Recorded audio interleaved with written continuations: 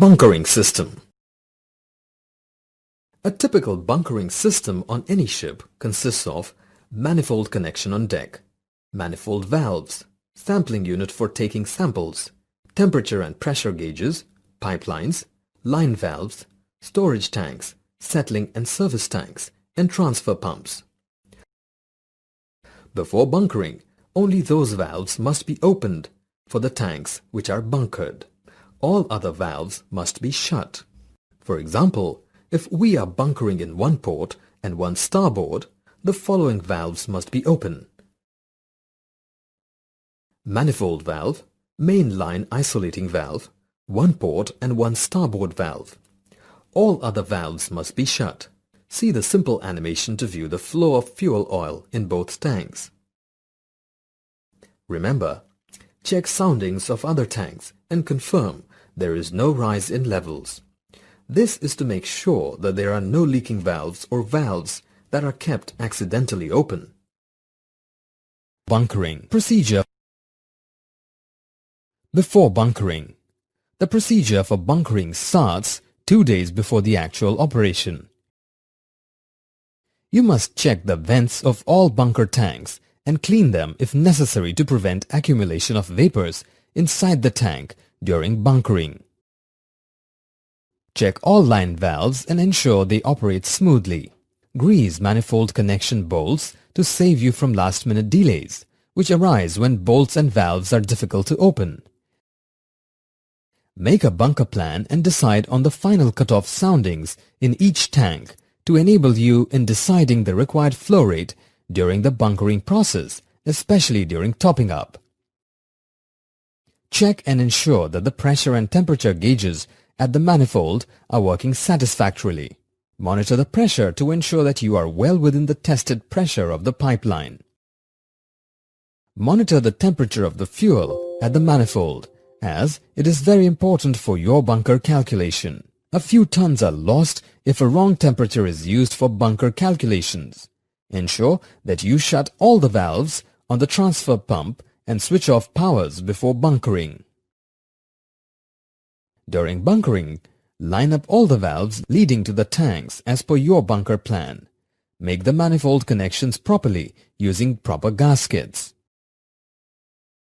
Tighten the bolts to the required torque. Keep communicating with the bridge and engine room. Keep a bucket under the manifold flange to collect the bunker sample. This sample collection by drip method of sampling continues slowly for the total period of bunkering. This ensures that you collect a representative sample of the entire quantity bunkered sent for analysis.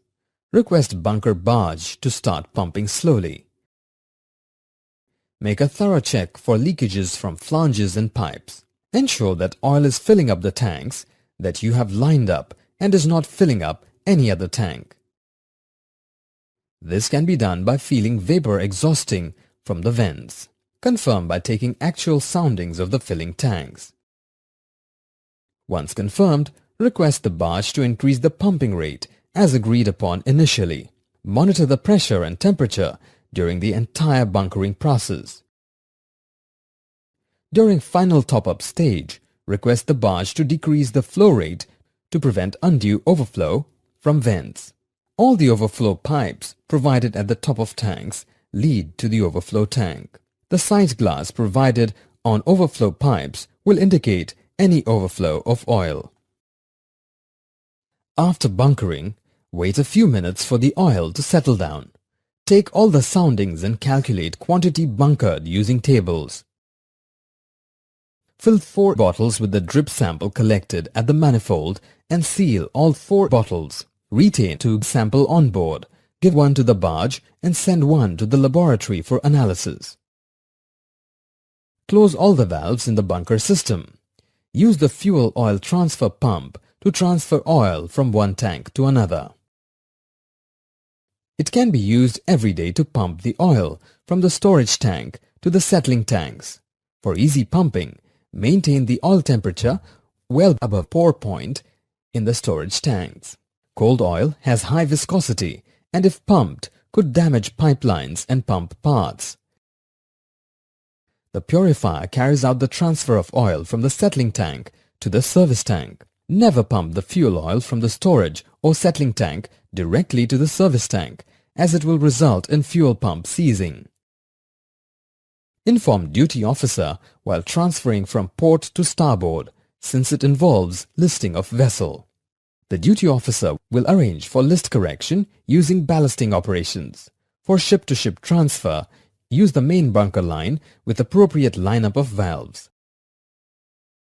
Since bunkering can be done from either port or starboard manifolds, ensure that one is shut while the other is in use.